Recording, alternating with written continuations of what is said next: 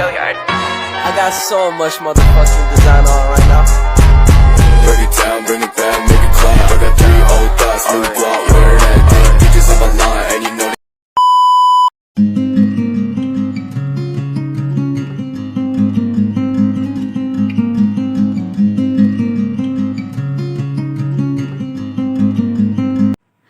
Baiklah, selamat pagi semuanya. Perkenalkan, saya Angel Chai dari kelas A pagi, Prodi Pendidikan Bahasa dan Sastra Indonesia. Saya semester 2. Di sini saya akan menceritakan mengenai perjuangan Pangsuma dalam melawan penjajah Jepang. Pangsuma sendiri adalah tokoh perjuangan kemerdekaan Indonesia yang berasal dari Kalimantan Barat. Pangsuma dikenal sebagai tokoh yang berani melawan penjajah Jepang. Hingga kini, tokoh pahlawan yang bernama Pangsuma belum ada satupun yang mengetahui di mana dan kapan ia dilahirkan. Tetapi menurut tuturan pengawal Pangsuma, Sera, atau yang lebih dikenal dengan Pangronda, menuturkan bahwa Pangsuma berasal dari Dusun Nek Bindang, Kecamatan Meliau.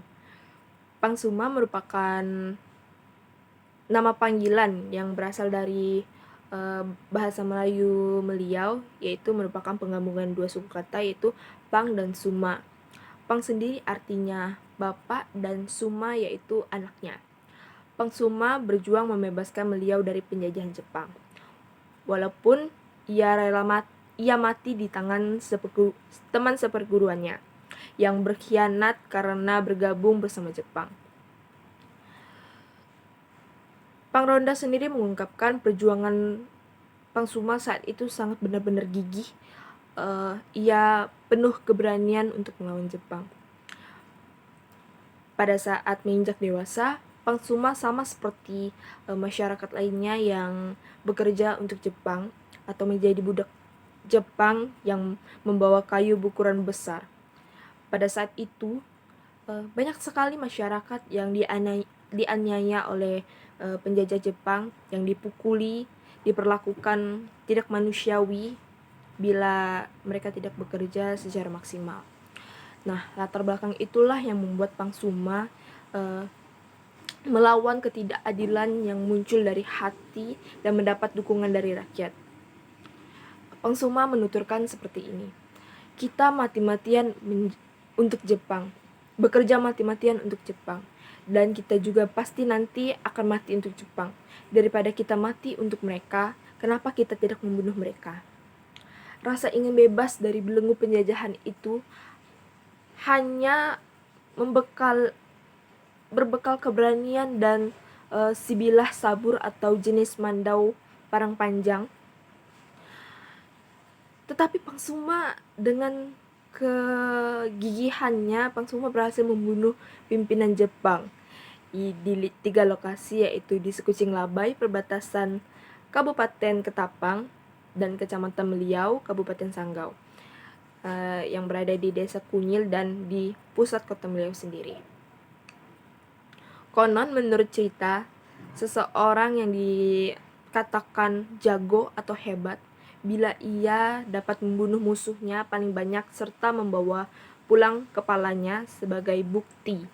Karena dirasakan Pangsuma merupakan salah satu tokoh yang membahayakan bagi Jepang, maka Jepang membayar teman seperguruan Pangsuma untuk membunuh Pangsuma, yaitu ditembak dengan buntat kuali.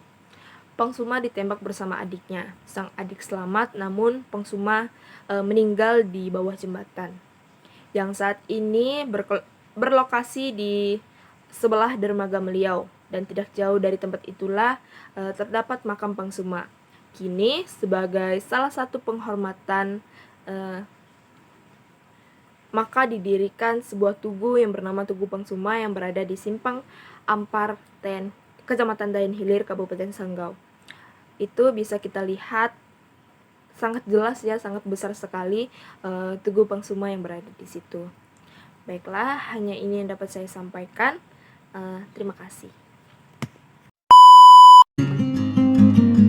Pang Suma memerintahkan agar beliau dipertahankan habis-habisan. Kemudian pertempuran pecah. Pada saat itu, ia sedang didampingi oleh beberapa panglima adat yang lainnya. Dalam pertempuran itu, Pang Suma tertembak pangkal paha kirinya. Tak lama kemudian, di sekitar kantor Guntoyo, beliau Panglima Ajudan dan Panglima Linggan tertembak dengan luka yang parah. Karena luka yang parah, banyak pemimpin perjuangan perang suku Dayak yang tewas termasuk Pang Suma. Hingga akhirnya pada 17 Juli 1945 hingga 31 Agustus 1945, beliau kembali dikuasai oleh Jepang.